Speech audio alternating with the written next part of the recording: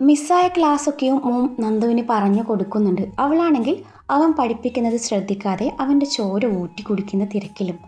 താൻ കാര്യമായി പഠിപ്പിക്കുമ്പോൾ അതൊന്നും ശ്രദ്ധിക്കാതെ സ്വപ്നം കണ്ട് നിൽക്കുന്ന നന്ദുവിനെ കണ്ട് ഓമിൻ്റെ മുഖം ചുളുങ്ങി. താൻ ഇത്രയും നേരം പഠിപ്പിച്ച ഭാഗത്തു നിന്നും അവൻ ചോദ്യം ചോദിച്ചതും ഉത്തരം പറയാനാവാതെ നന്ദു കുഴങ്ങി. ആ സമയം ദേഷ്യത്തോടെ അവൻ അവളുടെ കൈത്തണ്ടയിൽ നുള്ളിയതും ആ ഭാഗം ചുവന്നു വന്നു. വേദന കൊണ്ട് അവളുടെ കണ്ണൊക്കെ നിറഞ്ഞിരുന്നു. കണ്ണു നിറച്ച് തന്നെ നോക്കുന്നവളെ കണ്ടതും അവൻ്റെ ഉള്ളമൊന്ന് പിടഞ്ഞു. അവളോട് കുറച്ചു നേരം ഇരുന്ന് പഠിക്കാൻ പറഞ്ഞിട്ട് അവൻ അടുക്കളയിലോട്ട് നടന്നു. അവൻ വേഗം ചപ്പാത്തിയും കടലക്കറിയും ഉണ്ടാക്കി. കുക്കിംഗ് കഴിഞ്ഞു. അടുക്കള ക്ലീൻ ആക്കിയിട്ട ശേഷം അവൻ അവളുടെ അരികെ വന്നു. പഠിച്ചു കഴിഞ്ഞോ? അവൻ ചോദിച്ചു. അവൻ്റെ ചോദ്യം കേട്ട് പതിഞ്ഞ സ്വരത്തിൽ അവളൊന്ന് മൂളി. എന്നാ പിന്നെ ആ പുസ്തകമൊക്കെ എടുത്തു വെച്ചിട്ട് വാ, നമുക്ക് കഴിക്കാം. എനിക്ക് വേണ്ട. പതിഞ്ഞ സ്വരത്തിൽ തന്നെയായിരുന്നു അവളുടെ മറുപടിയും. അതെന്താ വേണ്ടാത്തെ? എനിക്ക് വിശപ്പില്ല. പുസ്തകം ബാഗിൽ വെക്കുന്നതിനിടയിൽ നന്ദ പറഞ്ഞു. വിശപ്പില്ലെന്നോ? അതിന് മാത്രം നീ എന്താ കഴിച്ചേ? ഞാനേ ഒരാനയെ വിഴുങ്ങി. എന്തേ? ഇയാൾക്ക് എന്തൊക്കെ അറിയണം എന്നും പറഞ്ഞവൾ ബെഡിനരികിലേക്ക് നടന്നതും അവളുടെ കയ്യിൽ അവൻ്റെ പിടി വീണു. അവൾ തിരിഞ്ഞു നോക്കിയില്ല. അവൻ അവളുടെ അരികിൽ വന്ന് അവളുടെ ഇടുപ്പിലൂടെ കൈയിട്ട് ചേർത്ത് നിർത്തി. സോറി. അവളുടെ മിഴികളിലേക്ക് നോട്ടമെറിഞ്ഞുകൊണ്ടാണ് ഓം അത് പറഞ്ഞത്. അവളൊന്നും മിണ്ടിയില്ല. അവൾ മുഖം താഴ്ത്തി കളഞ്ഞു. അവൻ അവളുടെ താടി പിടിച്ചുയർത്തി. പെണക്ക? അവൻ ചോദിച്ചു. അവൾ മറുപടി ഒന്നും പറഞ്ഞില്ല. താൻ നുള്ളി അവളുടെ കയ്യിൽ അവൻ പതിയെ തലോടി. അവിടം ചുവന്ന് കിടപ്പുണ്ട്. അവനവിടം ചുംബിച്ചതും അവളിലൂടെ ഒരു വിറയൽ കടന്നുപോയി. ഇരുവരുടെയും നോട്ടങ്ങൾ തമ്മിൽ കൊരുത്തു. അവൻ അവളുടെ നെറുകയിൽ മൃദുവായി ചുംബിച്ചതും നന്ദു ആ ചുംബനം നിറഞ്ഞ മനസ്സോട് സ്വീകരിച്ചു. ഇപ്പോൾ പിണക്കം മാറിയോ? എനിക്കാരോടും പിണക്കമൊന്നുമില്ല. ആ പറച്ചിലിൽ പിണക്കത്തിൻ്റെ ധ്വനി ഉണ്ടായിരുന്നു. പിണക്കം തീർക്കാനേ ഒരു വഴിയുണ്ട്. തീർത്ത് തരട്ടെ? അത് പറയുന്നതിനോടൊപ്പം അവൻ അവളുടെ ചുണ്ടുകൾ തൻ്റേതുമായി ബന്ധിപ്പിച്ചിരുന്നു. ദീർഘചുംബനത്തിന് ശേഷം അവളിൽ നിന്നും പിൻവാങ്ങിയതും അവൾ കിതപ്പടയ്ക്കാൻ പാടുപെടുന്നുണ്ടായിരുന്നു. പാർട്ടി കഴിഞ്ഞ് തിരികെ മടങ്ങുമ്പോൾ ശരിക്കും കിളിപോയത് സിദ്ധുവിൻ്റെ ആയിരുന്നു. അക്ഷയോടുള്ള ദേഷ്യത്തിൽ അവൻ ശരിക്കും മദ്യപിച്ചു. തിരികെ വീട്ടിലേക്ക് എത്തുമ്പോൾ അവന് കാല് നിലത്ത് ഉറക്കുന്നില്ലായിരുന്നു. നാക്കൊക്കെയും കുഴയുന്നുണ്ട്. പവി സ്പെയർ കീ വെച്ച് ഡോർ തുറന്നു. അവനെയും താങ്ങി പിടിച്ചു മുറിയിലെത്തി. അവനെ ഒരുവിധം ബെഡിൽ കിടത്തി തിരിഞ്ഞതും സാരി തലപ്പിൽ അവൻ്റെ പിടി വീണു. സാരി തലപ്പ് പിടിച്ചു വലിച്ചതും അവൾ അവൻ്റെ മേലേക്ക് വീണു. പവിപ്പെണ്ണെ, എനിക്ക് നിൻ്റെ മടിയിൽ കിടക്കണം. കള്ള് കുടിച്ചാൽ വയറ്റി കിടക്കണം, അല്ലാതെ എൻ്റെ മടിയിലല്ല കിടക്കേണ്ടത്. പ്ലീസ്, അവൻ യാചനയുടെ സ്വരത്തിൽ പറഞ്ഞു. പിന്നെ അവൾക്ക് എതിർത്തൊന്നും പറയാൻ തോന്നിയില്ല. അവന് കിടക്കാൻ പാകത്തിൽ അവൾ ഇരുന്ന് കൊടുത്തതും അവൻ അവളുടെ മടിയിൽ തല വെച്ച് കിടന്നു. അവൻ അവളുടെ കൈയെടുത്ത് തൻ്റെ തലയിൽ വെച്ചു. അതിനർത്ഥം മനസ്സിലായ പവി അവൻ്റെ മുടിയിലൂടെ വിരലോടിച്ചു. അവൻ അവളുടെ വയറിലേക്ക് മുഖം പൂഴ്ത്തി കിടന്നു. അവൻ്റെ നിശ്വാസം വയറിൽ തട്ടിയതും അവൾ വയറുള്ളിലോട്ട് ഉന്തി പിടിച്ചു. വയറിൽ നിന്നും സാരി മാറ്റി അവനവിടം കുറുമ്പ് കാട്ടിക്കൊണ്ടിരുന്നു. അവൾ അവനെ എതിർത്തില്ല. അവൻ്റെ കുറ്റിത്താടിയും മീശയും അവളുടെ വയറിൽ ചെറുനോവ് സമ്മാനിച്ചു. അതെ, ഞാനിവിടെ ഒരു കൂട്ടം കണ്ടായിരുന്നു. അവളുടെ തുടയിൽ കൈവച്ചുകൊണ്ട് അവൻ പറഞ്ഞതും അവൻ എന്താ പറഞ്ഞതെന്ന പോലെ അവൾ മിഴിഞ്ഞ കണ്ണാലെ അവനെ നോക്കി. എന്ത് കണ്ടുന്നാ? അവളുടെ സ്വരത്തിൽ വിറയൽ കടന്നുകൂടി. മറുപടിയായി അവനിൽ ഒരു തരം കള്ളച്ചിരി വിരിഞ്ഞു. എന്തായിരിക്കും അവൻ ഉദ്ദേശിച്ചത്? അവൾ ഓർത്തു. അവൻ കള്ളിൻ്റെ പുറത്ത് പറഞ്ഞതാവാന്ന് കരുതി അവളത് കാര്യമാക്കിയില്ല. പവി, നമുക്ക് നിറയെ കുട്ടികൾ വേണം കേട്ടോ. ബെസ്റ്റ്. കള്ളുകുടിയും കെട്ടിയവന്മാരുടെ പതിവ് ഡയലോഗ്. എന്നിട്ടെന്തിനാ സ്വന്തമായി പ്ലേ സ്കൂൾ തുടങ്ങാനാ? അവൾ പിറുപിറുത്തു. ആദ്യം ഒരു മോന്, പിന്നെ ഒരു മോള്. അല്ലെങ്കിൽ വേണ്ട, ആദ്യത്തേതേ ട്വിൻസ് ആയിക്കോട്ടെ. അപ്പം പിന്നെ നിനക്ക് ജോലി ഭാരം കുറഞ്ഞു കിട്ടുമല്ലോ. ആദ്യത്തെ 5 ആൺകുട്ടികൾ, പിന്നെ ഒരു പെൺകുട്ടി. അതാവുമ്പോൾ അവൾ ആങ്ങളമാർ കെട്ടിച്ചു കിട്ടോളും. അക്കാര്യം ഓർത്ത് ഞാൻ പിന്നെ ടെൻഷൻ ആവേണ്ടല്ലോ. 5 ആൺകുട്ടികളും ഒരു പെൺകുട്ടിയും. എന്ത് രസമായിരിക്കും അല്ലേ? പവി, ആദ്യം നമുക്ക് നല്ലൊരു വീട് വെക്കണം. ഈ വീട് വേണമെങ്കിലേ ഏട്ടനെടുത്തോട്ടെ. നമ്മുടെ മക്കളെ നന്നായി പഠിപ്പിക്കണം. അവർക്ക് ഓരോരുത്തർക്കും ഓരോ വീട് വെച്ച് കൊടുത്തിട്ട് അവരുടെ വിവാഹം. സിദ്ധു ഓരോന്ന് പറയുന്നുണ്ട്. ദൈവമേ, എന്തൊരു ഉത്തരവാദിത്ത ബോധമുള്ള അച്ഛൻ.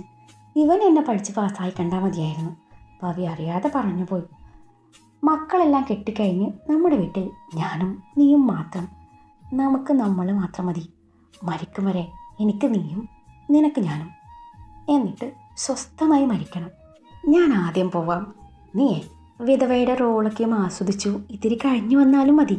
1-2 വർഷം, അതിൽ കൂടുതൽ എനിക്ക് പറ്റത്തില്ല കേട്ടോ. ഒരുമിച്ച് മരിക്കാമെന്ന് പറയാഞ്ഞത് ഭാഗ്യം. പവി അറിയാതെ പറഞ്ഞുപോയി. ദൈവമേ, ജീവിച്ചു തുടങ്ങിയിട്ടില്ല, അതിനു മുന്നേ മരിച്ചിട്ടുമായി. കള്ളു കുടിച്ചാൽ ജീവിതത്തെക്കുറിച്ച് ഇത്രയും ചിന്താബോധമൊക്കെ ഉണ്ടാവും അല്ലേ? എന്നാൽ പിന്നെ ഇവന് ഡെയിലി ഓരോ കുപ്പി വാങ്ങിച്ചു കൊടുത്താലോ? പവി ചിന്തിക്കാതിരുന്നില്ല. പവി, നീ എന്താ ഒന്നും മിണ്ടാത്തെ? ഞാൻ കേൾക്കുന്നുണ്ട് സിദ്ധു, നീ പറഞ്ഞോ. ഇനി എന്ത് പറയാൻ, ഞാൻ മരിച്ചില്ലേ, ഇനി നീ പറ. സിദ്ധു, നീ മരിച്ച വിഷമം താങ്ങാൻ വയ്യാതെ പിറ്റേന്ന് തന്നെ ഞാനും മരിച്ചില്ലേ? ആണോ? So sad. Happy death day Pavi മോളെ. താങ്ക് യുടാ, സെയിം പിഞ്ച്. എന്നാൽ നീ ഉറങ്ങിക്കോ, പവി അവൻ്റെ കവളിൽ തട്ടിക്കൊണ്ട് പറഞ്ഞു. പവി, എനിക്കൊരു ഉമ്മ തരുമോ? അവൻ്റെ ചോദ്യം കേട്ട് അവൾ അവൻ്റെ കയ്യിൽ ചുംബിച്ചു. എനിക്കിവിടെ വേണം, അവൻ തൻ്റെ ചൂണ്ടിന് കുറുകെ വിരൽ വെച്ചുകൊണ്ട് പറഞ്ഞു. പിന്നെ മൂക്കൂട്ട കുടിച്ചാൽ നിന്നെ ഞാനിപ്പോൾ ഫ്രണ്ടും നോക്കിയിരുന്നു. മര്യാദയ്ക്ക് കിടന്നുറങ്ങിക്കോ. പിന്നെ അവനൊന്നും പറയാൻ നിന്നില്ല. കുറച്ചു കഴിഞ്ഞതും അവൻ ഉറക്കത്തിലേക്ക് വഴുതി വീണു. അവളും അതുപോലെ ഉറങ്ങിപ്പോയിരുന്നു. രാവിലെ ആദ്യം എഴുന്നേറ്റത് പവിയായിരുന്നു. സിദ്ധു എഴുന്നേൽക്കുമ്പോൾ അവൻ്റെ കെട്ടൊക്കെയും വിട്ടിരുന്നു. തലേ ദിവസം പാർട്ടിയിൽ വെച്ച് അക്ഷയെ കണ്ടതൊഴിച്ചു പിന്നെ അവൻക്കൊന്നും ഓർമ്മയില്ലായിരുന്നു. പവി നേരത്തെ എഴുന്നേറ്റ് കുളിയൊക്കെയും കഴിഞ്ഞു. അടുക്കളയിൽ ചെന്നു അമ്മയും ഏട്ടത്തിയും ചെറുതായി സഹായിച്ചിരുന്നു. തിരികെ മുറിയിൽ വന്നതും ബെഡിൽ വെളുത്ത മുണ്ടും ബ്ലാക്ക് ഷർട്ടും അയൺ ചെയ്തു വെച്ചിട്ടുണ്ട്. ഇന്നെന്താ മുണ്ടൊക്കെയും? അവൾ ചിന്തിച്ചു. എന്നാൽ പിന്നെ ഞാനും ബ്ലാക്ക് ആക്കി കളയാം. അതും മനസ്സിൽ കരുതി അവൾ ബ്ലാക്ക് ഷോർട്ട് ടീഷർട്ടും ബ്ലൂ ജീൻസും എടുത്ത് അപ്പുറത്തെ മുറിയിലെ വാഷ്റൂമിലേക്ക് നടന്നു. പവി കയ്യും മുഖം നോക്കി കഴുകി മുറിയിലേക്ക് വന്നതും സിദ്ധു ഡ്രസ് ചെയ്ത് കഴിഞ്ഞിരുന്നു. അവൻ കണ്ണാടിയുടെ മുന്നിൽ ചെന്ന് മുടി ചീകുന്നുണ്ട്. അവൾ അവൻ്റെ പ്രതിബിംബത്തിലേക്ക് നോക്കി. മുണ്ടിൽ അവനെ കാണാൻ ഒടുക്കത്തെ ഗ്ലാമറാണെന്ന് അവൾക്ക് തോന്നി. അവളുടെ നോട്ട് അവനും കണ്ടിരുന്നു. പവിയുടെ ബ്ലാക്ക് ടീഷർട്ട് കണ്ട് അവൻ്റെ മുഖം ചുളുങ്ങി. നീ എന്തിനാ ഞാനിടുന്ന അതേ കളറിനിട്ടെ? സിദ്ധു ഗൗരവത്തിൽ ചോദിച്ചു. ആഹാ, നിനക്ക് മാത്രമേ ഈ കളർ ഇടാൻ പാടുള്ളൂ എന്നൊന്നുമില്ലല്ലോ. ഇനിയിപ്പോൾ അത്ര നിർബന്ധമാണെങ്കിലേ നീ മാറ്റിക്കോ, ഞാനിന്ന് ഇത് തന്നെ ഇടുന്നത്. പവി തീർത്തും പറഞ്ഞു. പറ്റില്ല, ഞാനാ ഫസ്റ്റ് സെലക്ട് ചെയ്ത് വെച്ചത്. അത് കണ്ടിട്ടല്ലേ നീയും ആ കളർ ചൂസ് ചെയ്തേ? ആണെന്ന് കൂട്ടിക്കോ, ഞാൻ നിൻ്റെ ഭാര്യയല്ലേ. നമ്മൾ തമ്മിൽ നല്ല മനപ്പൊരുത്തമാണെന്ന് നാലാൾ അറിയട്ടെ. ഇനി മുതൽ നീ എന്ത് ചെയ്യുന്നോ അതൊക്കെയും ഞാനും ചെയ്യും. അത്രേ ഉള്ളൂ. ഞാൻ എന്ത് ചെയ്താലും നീ അതും ചെയ്യോ? ആ ചെയ്യും. പവി വിട്ടുകൊടുത്തില്ല. എന്നാൽ പിന്നെ ഇതുപോലെ ഒന്ന് ചെയ്തേ. അതും പറഞ്ഞ് അവളുടെ കീഴ്ച്ചുണ്ട് നുണഞ്ഞു വലിച്ചു. അവൾ അവനിൽ നിന്നും കുതറി മാറാൻ നോക്കവേ അവൻ അവളെ ഒന്നുകൂടി തന്നിലേക്ക് അടുപ്പിച്ചു. ഒരു ചെറു ചുംബനത്തിനൊടുവിൽ അവൻ അവളിൽ നിന്നും അകന്നു മാറി പുരികക്കൊടി പൊക്കി. അവൻ്റെ പ്രവൃത്തിയിൽ അവൾ വിറങ്ങലിച്ചു പോയിരുന്നു. എന്നോട് മുട്ടാൻ നിന്നാ മോള് വിയർക്കും കേട്ടോടി പല്ലി. ചുണ്ട് പിളർത്തി തന്നെ കൂർപ്പിച്ചു നോക്കുന്നവളുടെ കാതോരം മുഖമടിപ്പിച്ചുകൊണ്ടവൻ പറഞ്ഞു. ഒപ്പം അവളുടെ മൃദുലതയിൽ അവൻ്റെ കരങ്ങൾ അമർന്നിരുന്നു. അവളുടെ കൈവിരലുകൾ അവൻ്റെ നെഞ്ചിൽ പോറൽ വീഴ്ത്തി. സിദ്ധുവും പവിയും കോളേജിലേക്കുള്ള യാത്രയിലാണ്. ഡ്രൈവിങ്ങിൽ മാത്രം ശ്രദ്ധ പതിപ്പിച്ചിരിക്കുകയാണ് അവൻ. മുഖത്ത് തികച്ചും ഗൗരവം. ഇന്നലെ രാത്രി കണ്ട ആളെയല്ല അവൾ ഓർത്തു. എന്നാലും എന്തായിരിക്കും അവൻ ഇന്നലെ എൻ്റെ ഇവിടെ എന്തോ കണ്ടിരുന്നു എന്ന് പറഞ്ഞത്? ചോദിച്ചാലോ? അവൾ മനസ്സിൽ പറഞ്ഞു. ശേഷം അക്കാര്യം അവനോട് ചോദിക്കാൻ തന്നെ തീരുമാനിച്ചു. സിധു, അവൻ ഒഴുക്കമട്ടിൽ മൂളി. ഇന്നലെ നീ ഇവിടെ എന്തോ കണ്ടു എന്ന് പറഞ്ഞില്ലേ, എന്താ അത്? എപ്പോൾ പറഞ്ഞു? ആര് പറഞ്ഞു? സിധു ഉടനടി ചോദിച്ചു. ഇന്നലെ രാത്രി നീ എൻ്റെ മടിയിൽ തലവെച്ച് കിടന്നപ്പോൾ പറഞ്ഞില്ലേ. നിൻ്റെ മടിയിൽ ഞാൻ കിടന്നോന്നോ? പിന്നെ എൻ്റെ പട്ടി കിടക്കും. അവൻ്റെ ആ പറച്ചിൽ അവൾക്ക് ഇഷ്ടമായില്ല. അപ്പോൾ ഇന്നലെ രാത്രി നീ പറഞ്ഞതും ചെയ്തതും ഒന്നും നിനക്ക് ഓർമ്മയില്ല അല്ലേ? ദൈവമേ, അപ്പോൾ ഇന്നലെ എൻ്റെ കയ്യിൽ നിന്ന് പോയിരുന്നോ? ഓർമ്മയില്ലെന്ന് പറഞ്ഞാൽ ചിലപ്പോൾ അത് പിടിച്ചിവള് തോന്നും. അതുകൊണ്ട് ഓർമ്മയുണ്ടെന്ന് തന്നെ പറഞ്ഞേക്കാം. സിധു ആത്മകഥം പറഞ്ഞു. എനിക്ക് ഓർമ്മയൊക്കെ ഉണ്ട്. അങ്ങനെ 2 വീശാലൊന്നും എൻ്റെ ബോധം പോവില്ല. സിധു തട്ടിവിട്ടു. അതൊക്കെ പോട്ടെ, നീ എന്താ പറഞ്ഞത്? ഞാൻ എവിടെ എന്ത് കണ്ടുവെന്ന്? അത് പിന്നെ നീ പറഞ്ഞില്ലേ ഇവിടെ നീ ഒരു കൂട്ടം കണ്ടുവെന്ന്. പവി നിന്ന് പരുങ്ങി. ഇവിടെ എന്ന് പറഞ്ഞാലേ എനിക്കറിയില്ല. നീ തൊട്ട് കാണിക്ക് എന്നാ പറയാം. അത് പിന്നെ നീ എൻ്റെ തുടയിൽ കൈവച്ച് പറഞ്ഞില്ലേ അത്. സിധുവിൻ്റെ സംഭവം പിടികിട്ടി. ഇന്നലെ വെളിവില്ലാതെ എന്തോ പറഞ്ഞിട്ടുണ്ടെന്ന് ബോധ്യമായി. ഓ, അത് അവിടെ പിന്നെ കാണാനായി പലതുണ്ടല്ലോ. അതൊക്കെയും ഞാൻ കണ്ടിട്ടുണ്ടെന്നാ പറഞ്ഞേ. അതും നല്ല വൃത്തിക്ക്. സിദ്ധു ഡോസ് കൂട്ടി കൊടുത്തു. ചമ്മലും നാണവും കാരണം അവൾ പിന്നെ അവൻ്റെ മുഖത്ത് നോക്കിയതേയില്ല. അത് കാണവേ അവന് ചിരി വന്നു. കോളേജിലെത്തിയതും വണ്ടി പാർക്ക് ചെയ്ത് ഇരുവരും മുന്നോട്ട് നടന്നു. അപ്പോഴാണ് തേജയും അഭിയും ജീവയും അതുവഴി വരുന്നത്. എല്ലാവരും മുണ്ടാണ്, പക്ഷേ ഷർട്ടിൻ്റെ കളറ് വേറെ വേറെയാണെന്ന് മാത്രം. ഹായ് പവി, രണ്ടാളും മാച്ചാണല്ലോ, തേജ പറഞ്ഞു. അൺഎക്സ്പെക്റ്റഡായി സംഭവിച്ചു പോയതാ. ഞാനാ ഫസ്റ്റ് ഇട്ടത്, പിന്നെയാ സിദ്ധു ഇട്ടത് അല്ലേ സിദ്ധു? പവിയുടെ പറച്ചിൽ കേട്ട് സിദ്ധു അവളെ വല്ലാത്ത ഭാവത്തിൽ നോക്കി. ഇന്നെന്താ പേട്ടാ, എല്ലാവരും മുണ്ടാണല്ലോ. അപ്പോൾ സിദ്ധു തന്നോടൊന്നും പറഞ്ഞില്ലേ? നമ്മുടെ പ്രിൻസി സജീന്ദ്രൻ സാർ റിട്ടയർഡായി പോവല്ലേ. ഇന്ന് നമ്മളെ യൂണിയൻ വക ഒരു യാത്രയയപ്പ് കൊടുക്കുന്നുണ്ട്. ഉച്ചയ്ക്ക് എല്ലാവർക്കും ബിരിയാണി ഉണ്ട് കേട്ടോ. എല്ലാവർക്കും ബിരിയാണി എന്ന് പറയുമ്പോൾ നല്ല പൈസ ആവില്ലേ? അതിന് മാത്രം ഫണ്ടൊക്കെ നിങ്ങളുടെ പാർട്ടിയുടെ കയ്യിലുണ്ടോ? പവി സംശയത്തോട് ചോദിച്ചു. പിന്നല്ല, അതേ മുതലാളിയല്ലേ ഇരിക്കുന്നത്. ഇന്നത്തെ ഫുൾ ചെലവ് സിദ്ധുവിൻ്റെ വകയാ. ജീവൻ പറഞ്ഞതും പവി ഞെട്ടലോടെ അത് കേട്ടു നിന്നത്. ഇവനിവിടെ നിന്നാ പണം എന്ന പോലെ പവി സിദ്ധുവിനൊന്ന് നോക്കി. സിദ്ധു അത് കണ്ടില്ലെന്ന് നടിച്ചു. അപ്പോഴാണ് അതുവഴി സ്നേഹ കടന്നു വന്നത്. അർജുൻ പറഞ്ഞു വിട്ടതാണ് സ്നേഹയെ. സ്നേഹ അവരോടൊപ്പം കൂടി. സ്നേഹ ഇടയിൽ കയറി വന്നത് പവിക്കിഷ്ടായില്ല. സിദ്ധുവേട്ട, മുണ്ട് നന്നായി ചേരുന്നുണ്ട് കേട്ടോ. സ്നേഹ സിദ്ധുവിനെ നോക്കി സ്നേഹത്തോടെ പറഞ്ഞു. സിദ്ധുവിന് മാത്രമല്ലല്ലോ, ബാക്കി 3 പേർക്ക് മുണ്ട് നന്നായി ചേരുന്നുണ്ട്. അതെന്താ സ്നേഹ പറയാഞ്ഞത്? സ്നേഹ പറഞ്ഞത് ഇഷ്ടപ്പെടാത്ത മട്ടിൽ പവിയിൽ നിന്നും സ്നേഹക്കുള്ള മറുപടി ഉടനെ വന്നു. അതെ ശരിയാ, എല്ലാവർക്കും നന്നായി ചേരുന്നുണ്ട്. ഞാനത് പറയാൻ വരികയായിരുന്നു. എന്നാലും ഒന്നുകൂടെ ചേരുന്നത് സിദ്ധുവേട്ടനാ. സ്നേഹം വിട്ടില്ല. എനിക്കങ്ങനെ തോന്നിയില്ല, പവി ഒഴുക്കം മട്ടി പറഞ്ഞു. സ്നേഹയുടെ വരവ് പവിക്ക് ഇഷ്ടപ്പെട്ടില്ലെന്ന് മനസ്സിലായതും സിദ്ധുവിൻ്റെ ചുണ്ടിൽ പുഞ്ചിരി വിരിഞ്ഞു. ഇതാണ് അവസരം, സിദ്ധു വിചാരിച്ചു. സ്നേഹ, തൻ്റെ ചുരിദാർ അടിപൊളിയാണല്ലോ. സിദ്ധു അവസരം മുതലാക്കി. നല്ല കളറ്, നന്നായി ചേർന്നുണ്ട്. എവിടെ നിന്ന് വാങ്ങിയതാ? സിദ്ധുവിൻ്റെ ആ ചോദ്യം ഇഷ്ടപ്പെടാത്ത മട്ടിൽ പവി അവനെ കൂർപ്പിച്ചു നോക്കി അവിടെ നിന്ന് നടന്നു നീങ്ങി. പവി പോയതും സിദ്ധു സ്നേഹയ്ക്ക് നേരെ തിരിഞ്ഞു. അതെ സ്നേഹ, ചുരിദാറേ അത്രയ്ക്കും അടിപൊളിയൊന്നുമല്ല കേട്ടോ. നിനക്ക് ഒട്ടും ചേരുന്നില്ല. ഞാൻ നേരത്തെ ചുമ്മാ പറഞ്ഞതാ എന്ന് പറഞ്ഞ് സിദ്ധു നടന്നു നീങ്ങുമ്പോൾ സ്നേഹ ആകെ ചൂളിപ്പോയിരുന്നു. 11 മണിയോടെ പ്രോഗ്രാം ആരംഭിച്ചു. സ്റ്റേജിൽ പ്രിൻസിയും ബാക്കി ടീച്ചേഴ്സൊക്കെയും അണിനിരന്നിട്ടുണ്ട്. കൂട്ടത്തിൽ ഓം, ഹരി, കുസുമം, ഷീന തുടങ്ങിയവരുണ്ട്. പവിയും ചില്ലുവും മുൻനിരയിൽ തന്നെ സ്ഥാനം പിടിച്ചിരുന്നു. തൻ്റെ കൂട്ടുകാരികളുടെ കൂടെ തൊട്ടുപിറകിൽ നന്ദുവുണ്ട്. അവളുടെ കണ്ണുകൾ കെട്ടിയോനിൽ മാത്രമാണ്. യൂണിയൻ ചെയർമാനായ സിദ്ധുവിൻ്റെ സ്വാഗത പ്രസംഗത്തോടുകൂടി പ്രോഗ്രാം ആരംഭിച്ചു. മൈക്ക് കൈ കിട്ടിയ പരിസരം മറക്കുന്ന സിദ്ധു സജീന്ദ്രൻ സാറിനെ വാനോളം പുകഴ്ത്തി നല്ലൊരു പ്രസംഗം നടത്തുന്നുണ്ട്. പ്രസംഗം ആസ്വദിച്ചുകൊണ്ട് പവി അവനെ ഇമച്ചിമ്മാതെ നോക്കി നിന്നു. അവളുടെ ആ നോട്ടം അവനും കണ്ടതാണ്. കോൺസെൻട്രേഷൻ പോയാലോ എന്ന് കരുതി അവൻ പിന്നീട് അങ്ങോട്ട് നോക്കിയതേയില്ല. സ്വന്തം പ്രോപ്പർട്ടി അല്ലേ, എന്തിനാ ഇങ്ങനെ ചോരി കുറ്റുന്നേ? ചില്ലു അവളുടെ കാതോരം സ്വകാര്യം പോലെ പറഞ്ഞു. എന്തെന്നറിയില്ല, ഓൻ ആ മുണ്ടെടുത്ത് മുന്നിൽ വന്ന് നിന്നപ്പോഴുണ്ടല്ലോ, എൻ്റെ ചില്ലൂസ്, എനിക്ക് ചുറ്റുമുള്ളതൊന്നും കാണാൻ പറ്റുന്നില്ലെന്ന്. ഓനെ മാത്രമേ കാണുന്നുള്ളൂ. ആഹാ, മോള് റൊമാൻറ്റിക് മോഡിലാണെന്ന് തോന്നുന്നു. നിങ്ങളുടെ ടോം ആൻഡ് ജെറിയൊക്കെയും കഴിഞ്ഞാ? ഏതാണ്ട്. ഞാനേ അവനെ സ്നേഹിച്ച് കൊല്ലാൻ പോവാ. എന്ന് വെച്ചാ? ചില ചെറിയാലെ ചോദിച്ചു. എന്ന് വെച്ചാൽ മുഴുവനായിട്ടും സ്നേഹിക്കാൻ പോവാന്ന്. എടി, വകതിരിവില്ലാത്ത ചെക്കനാ, പള്ളയിലാവാതെ സൂക്ഷിച്ചു. നമ്മുടെ ഡ്രീമൊക്കെ അച്ചീവ് ചെയ്യാനുള്ളതാ. പൊടി, അത്രയ്ക്കൊന്നുമില്ല, അതുക്കും താഴെ മാത്രം. പവി നാണത്തോടെ പറഞ്ഞു. ഓ, ബാക്കിയൊക്കെയും നേരത്തെ തന്നെ നടക്കുന്നുണ്ടല്ലോ അല്ലേ? പിന്നെന്താ ഇപ്പോൾ ഒരു അതുക്കും താഴെ? അത് 1 വേ അല്ലായിരുന്നോ? നീ ഇപ്പോൾ 2 വേ ആക്കിയാലോ എന്നൊരാലോചന എനിക്കില്ലാതില്ല. അത് പറയുമ്പോൾ പവിയുടെ കണ്ണുകൾ സിദ്ധുവിൽ മാത്രമാണ്. അത് നല്ലതാ. പറ്റുമെങ്കിലേ നീ ഇപ്പോൾ ഈ പ്രസംഗം ഒന്ന് നിർത്തിത്താ. എത്ര നേരമായി നിന്റെ കെട്ടിയോ മൈക്കും പിടിച്ച് നിൽക്കാൻ തുടങ്ങിയിട്ട്? ആ സ്റ്റേജിലിരിക്കുന്ന ഓരോരുത്തരുടെയും സ്പീച്ച് ഉണ്ടാകും. അതൊക്കെ കഴിയുമ്പോൾ മനുഷ്യന് ബോറടിച്ച് ചാവും. പുല്ല്, ഞാൻ പറഞ്ഞതാ ബാക്കിലിരിക്കാന്ന്. അവിടെയാണെങ്കിൽ ഉറങ്ങിയെങ്കിൽ ചെയ്യായിരുന്നു. അതെങ്ങനെയാ അവൾക്ക് കെട്ടിയോനെ കാണണം പോലും. ചില്ല് കൃത്രിമ ദേഷ്യം കാട്ടി. നീ ഒന്ന് സമാധാനപ്പെടു പെണ്ണേ. വേറെ വല്ലവരായിരുന്നെങ്കിൽ കൂവിയെങ്കിലും നിർത്തിച്ചേനെ. ഇതിപ്പോൾ എൻ്റെ സ്വന്തം പ്രോപ്പർട്ടി ആയിപ്പോയില്ലേ.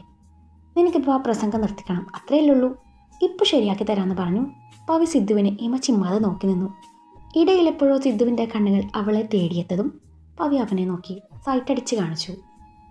ആ നിമിഷം സിദ്ധു ചെറുതായെന്ന് പതറി. അവൻ്റെ തൊണ്ടയിടറി വാക്കുകൾക്ക് വേണ്ടി പരതി.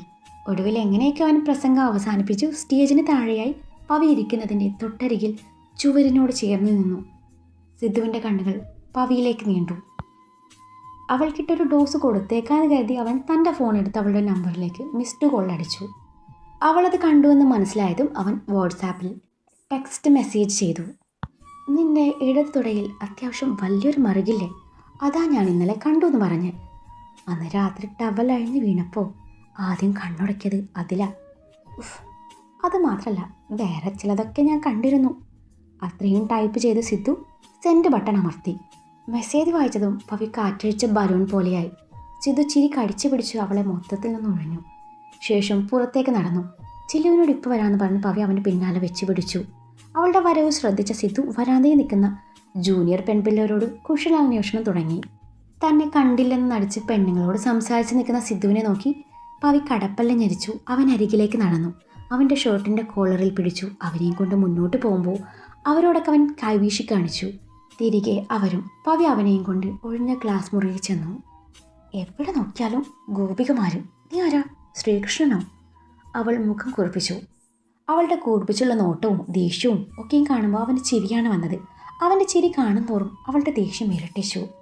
അതെല്ലോ, അവളുടെ താടി പിടിച്ച് കൊഞ്ചിച്ചുകൊണ്ട് അവൻ പറഞ്ഞു. അവൻ്റെ കൈ തട്ടി മാറ്റി അവൾ അവനെ ചുവരിലേക്ക് അടുപ്പിച്ചു. അവൻ്റെ കാലിന് മീതെ കയറി നിന്നും അവൻ്റെ അതരങ്ങൾ മുഴുവനായും കവരുമ്പോൾ അവൻ്റെ കണ്ണുകൾ മിഴിഞ്ഞു വന്നു. അവൾ അവൻ്റെ കീഴ്ച്ചുണ്ടും മേൽച്ചുണ്ടും മാറി മാറി നുണഞ്ഞു. കീഴ്ച്ചുണ്ട് കടിച്ചു വലിച്ച് നുണഞ്ഞുകൊണ്ട് അവൾ അവനെ വേദനിപ്പിച്ചു. ഉള്ളിലെ സ്നേഹവും ദേഷ്യവും സങ്കടവും അവൾ ആ ചുംബനത്തിൽ തീർത്തു. ചുണ്ടുകൾ മോചിപ്പിച്ചു അവനിൽ നിന്നും അകന്നു മാറി. അവനാണെങ്കിൽ ഇവിടെ ഇപ്പം എന്താ സംഭവിച്ചത് എന്ന പോലെ നോക്കി നിൽപ്പാണ്. നീ എന്തൊക്കെ ചെയ്യുന്നോ അതൊക്കെ എനിക്കും ചെയ്യാൻ പറ്റുമെന്ന് ഇപ്പം മനസ്സിലായില്ലേ എന്നും പറഞ്ഞവൾ പ്രോഗ്രാം ഹാളിലേക്ക് തിരിഞ്ഞു നടന്നു. പവി ചില്ലുവിൻ്റെ അരികെ വന്നിരുന്നു.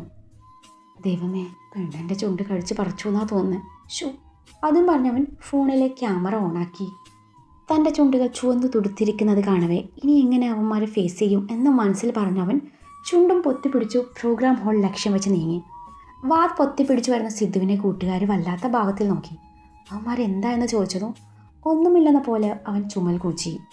അതിനിടയിലാണ് പവിയുടെ പൊട്ട അവൻ്റെ ചെവിയുടെ ഒരു വശത്ത് കിടക്കുന്നത് തേജ കാണുന്നത്. മൂന്നും പരസ്പരം അത് കാട്ടിക്കൊടുത്ത് ചിരിക്കുന്നുണ്ട്. അവരുടെ ചിരി കണ്ട് എന്താന്ന പോലെ സിദ്ധു ചെവി തടവി. ജീവ അതെടുത്ത് സിദ്ധുവിൻ്റെ കൈ കൊടുത്തു. ഇതൊക്കെയും പവിയും കാണുന്നുണ്ട്. അപ്പോഴാണ് അവൾ തൻ്റെ നെറ്റിയിലേക്ക് തൊട്ടു നോക്കുന്നത്. സിദ്ധുവിൻ്റെ കൂട്ടുകാർ പവിയെ നോക്കിയതും അവൾ ചമ്മൽ മറച്ചു പിടിച്ചു നോട്ടം മാറ്റിക്കളഞ്ഞു. അബി സിദ്ധുവിൻ്റെ വായുടെ മീതെ നിന്ന് കൈയെടുത്ത് മാറ്റി. മൂവരുടെയും ആക്കിയുള്ള നോട്ടവും ചുമയും ചിരിയും കണ്ട് സിദ്ധു ചമ്മി നാറി നിൽപ്പാണ്. എടാ, ഞാനല്ല അവളാ, സത്യം. അവൻ്റെ പറച്ചിൽ കേട്ട് മൂന്നിനും ചിരിയും വരുന്നുണ്ട്. അതെ, അവളോടെ ഒരു മയത്തിലൊക്കെ തരാൻ പറയണം. ചുണ്ട് പൊട്ടിയിട്ടുണ്ട്, തേജ കാതൂരം പറഞ്ഞു. ആദ്യമായതുകൊണ്ടാവും, ഇനി എങ്ങോട്ട് ശരിയായിക്കോളും, സിദ്ധു പറഞ്ഞൊപ്പിച്ചു. അപ്പോൾ ഫസ്റ്റ് കിസ്സ അബിയാണ് ചോദിച്ചത്. അവളുടെ ആണ്, എൻ്റെ അല്ല, സിദ്ധു മറുപടി പറഞ്ഞു. അതിനിടയിൽ സിദ്ധു അവൾക്കൊരു മെസ്സേജ് സെൻഡ് ചെയ്തു. ഇനി ദേഷ്യം വരുമ്പോഴൊക്കെ ഇങ്ങോട്ട് പോന്നോളൂ, ഞാൻ റെഡിയാ. ഇപ്പം ദേഷ്യം തോന്നുന്നുണ്ടോ? എപ്പോഴാണ് റെഡിയാ? ഇനി അങ്ങോട്ട് കുറച്ചുകൂടെ സോഫ്റ്റ് ആൻഡ് സ്വീറ്റ് ആവാട്ടോ. മെസ്സേജ് വായിച്ചതും പവിക്ക് ചിരി വന്നു. എങ്കിലും അവളത് പുറമെ പ്രകടിപ്പിച്ചില്ല. നിന്റെ വളിച്ച കോമഡി കേട്ട് ചിരിക്കാനുള്ള മൂഡിലല്ല ഞാനുള്ളത്, വെച്ചിട്ട് പോ സിദ്ധു.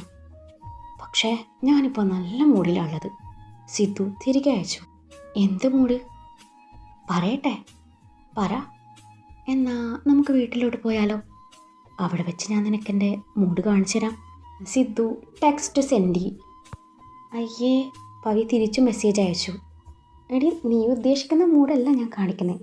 അല്ലെങ്കിലും ഞാൻ ഉദ്ദേശിക്കുന്ന മൂഡിലേക്ക് വരുമ്പോൾ നീ ഉദ്ദേശിക്കുന്ന മൂഡും കാണേണ്ടി വരാം. ഇത്തവണ മെസ്സേജ് വായിച്ചു പവിക്ക് ചിരിക്കാതിരിക്കാനായില്ല. ഇപ്പം മോനെ, ആ മൂടൊക്കെയും മാറ്റിവെച്ചേ. അതിനിനിയും സമയമുണ്ടല്ലോ. ആ സമയം എപ്പോഴാണെന്ന് പറഞ്ഞിരുന്നെങ്കിൽ ഒന്ന് പ്രിപ്പയർ ആവായിരുന്നു. പോടാ. അവൾ അതും ടൈപ്പ് ചെയ്ത് സെൻഡ് ബട്ടൺ അമർത്തി.